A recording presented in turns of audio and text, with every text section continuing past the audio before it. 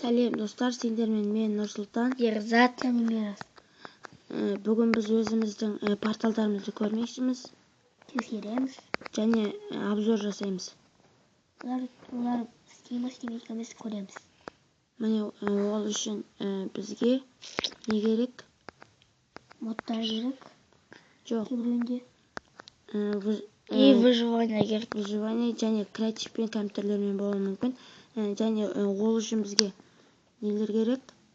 Обсидиан керек, светящий камень, тыква керек және динамит керек.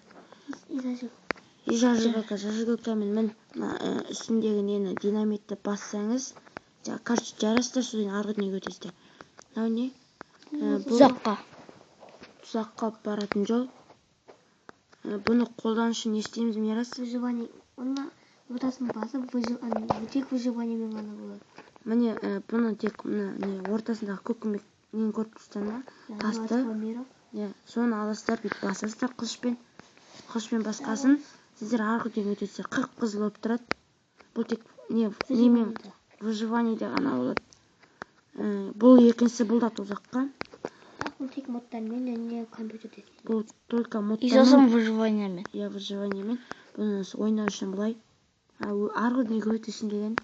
Арғы дүниеге өту үшін. Ортасында розовый шығады. Мұнан жағасында, содан ортасында бір дәу розовый не шығады. Содан ортасына өтесіздер. Мынау енді жаңадан шығарылған портал деймін. Бұл, короче, мынаған отырасыздар. Вагонды итересіз, міне. Вагонды итеріп, ана жақтан шыққанда жаны арғы дүниеге өтесіздер, короче. Білмейміз ол қай дүние екен. Өздеріңіз интернетте көрсеңіздер көріңіздер. Міне бұл не? Төрт бұрышты портал. Осының астында бір жол бар. Мына астында мына жерде жол бар.